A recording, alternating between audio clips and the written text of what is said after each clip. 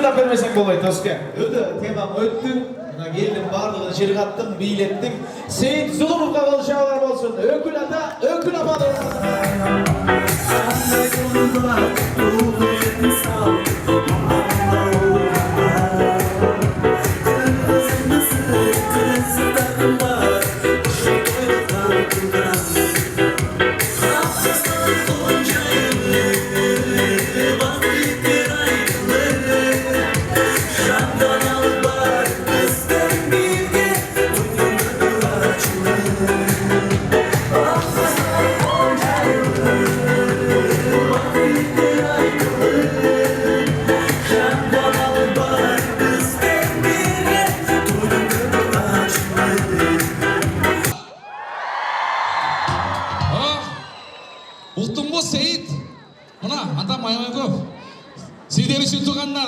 Kırgız'dan çıkan kanatçı yiğitlerden biriyim. Seyit Zulumov, Kırgız estrada ırkçısı, özgürlükçü Ermeniler için.